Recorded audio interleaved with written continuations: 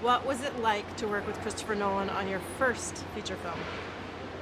Go for it, Harry. I personally thoroughly enjoyed myself.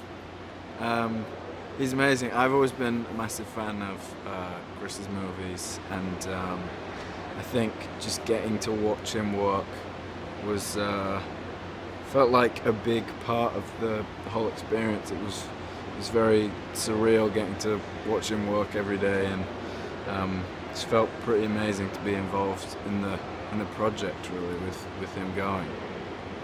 Yeah, no, similarly, I was a big fan. He's obviously got an amazing mind and is a genius. I think enough people will tell you that. But what I really liked is how he is on set. It means that he creates a very kind of close, kind of intimate vibe, even though you're surrounded by these huge scale sets and massive warships and Spitfires overhead. He's very present all the time, very hands-on. Yeah. Tell me a little bit about the characters that you play and how they meet and sort of team up for them. So I play Alex, who's just a young British soldier, and he's nice. I think when he meets Finn and Iron's characters, he's kind of he feels like he's a little more experienced than them. He's a little kind of more edgy, but at the same time, he's obviously just as scared of dying as everyone else is. I think he starts out by kind of trying to help them a little bit, and then, he's, will kind of do anything to survive. So he's a little, maybe a little tougher in terms of what he thinks being at war is supposed to be. But I think by the end, it's just kind of instinctive camaraderie of, we're in a tight spot and we're on the same team, so we'll kind of do anything to get out of it. Yeah, I played Tommy, who's a young private, and he's clearly much less experienced than Harry's character. I think I'd also probably say he's probably a bit more compassionate, maybe because of his age and lack of experience, so he doesn't have quite the same mindset as Alex does. He's a bit less harsh, a bit more hopeful in some ways, but still with that drive to get home that all of the characters have, I think. Yeah, I think there's a good contrast between the two. Between all three of us, actually, between me, Harry, and Iron, we're all very different in lots of ways, but all with the same objective. And how did you, if you did, physically prepare for the role? Did you do any special training, or? Yeah, well, I went out 2 weeks early to Dunkirk and trained with the stunts quite intensely for 2 weeks, and they just put me through my paces, really, just did kind of military style training. We didn't go to a boot camp or anything, but a lot of them are ex-military, so they had me doing weapons training and swimming in the sea and circuit training and a bit of boxing and all kinds of things like that, really. Just a lot of swimming while heavy, I think, was like the main kind of preparation. I think it was swimming in trench coats. Yeah, a lot of more wool, I'd say, than I've swam in before.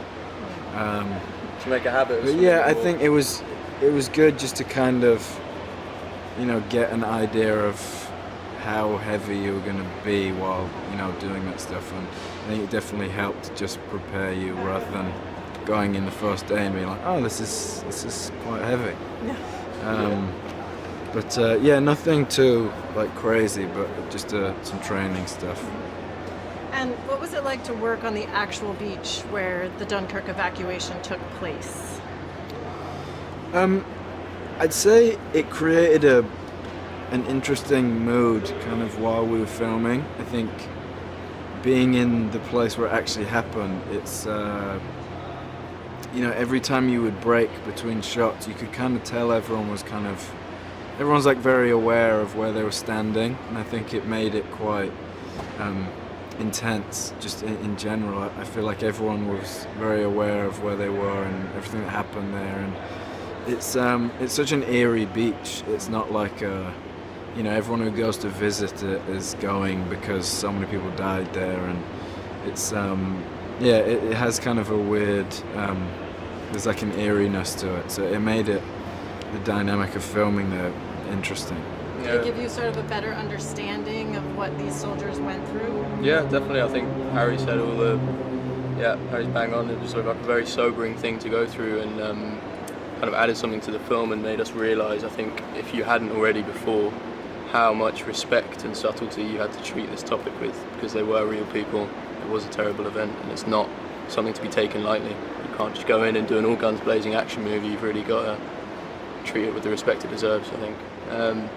Yeah. And I heard you had some really challenging days weather-wise out there on the mole. Tell me what that was like and how that sort of impacted your performance. Cold. Yeah, I think it was just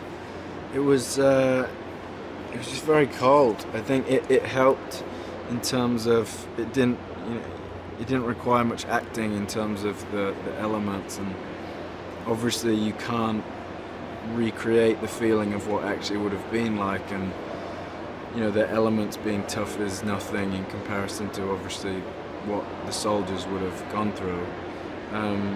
But yeah, I think it just made it this like visceral experience of kind of having elements hit you from everywhere, and just made it so much more real than being in a studio or something and doing it that way. Use it was the phrase thrown around a lot by Emma and Chris. It's pretty cold, isn't it? It's quite rainy. Yeah, use it. Yeah, and I wouldn't have had it any other way. I think if it had been done any other way, if we'd been sitting in warm tents and going out to do one shot, it wouldn't have looked as good. I wouldn't have felt as proud of it. I think there's no problem with working hard and being cold and wet for something like this. It's a very important thing to be talked about. Had you known about the miracle of Dunkirk before this movie? Or? Yeah, I think you touch on it at school, but it's not. I think it was so early on and obviously not considered a victory. So I don't think people teach it as much as you would expect, and I think there was something that's so great about the movie is that it's such a massive piece of history and an important part of the war, and I think it's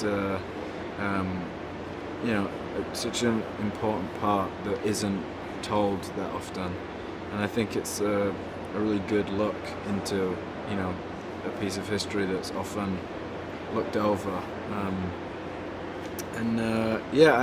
I think the movie's amazing. I think he's done such an amazing thing with the story and how he's told it, and it's great. I think you learn about the spirit of Dunkirk a lot at school, or at least it's clear when you learn about the war that the spirit of Dunkirk. Dunkirk set the tone for the rest of the war and how Britain would react throughout the rest of the war, which was a very coming together kind of thing with the British people, of supporting each other, supporting the troops to get through this time of crisis. So I think you touch more on the spirit of Dunkirk, but not necessarily the actual events that took place. Hey, Vali here. Okay, so a lot goes on behind the scenes while making a movie, and sometimes things get out of hand. While filming Rocky IV, Dolph Lundgren punched Stallone's chest so hard his heart slammed against his breastbone, causing it to swell, and his blood pressure shot to over 200. Filming was halted as Stallone was flown into intensive care for 8 days. Also, during the filming of Resident Evil Retribution, a platform collapsed, 16 people were injured, and the EMTs had a difficult time distinguishing actual injuries from the special effects. Okay, so if you want to watch more videos like these, hit the subscribe button and ring the notification bell so you receive the videos the moment they are online. Bye bye!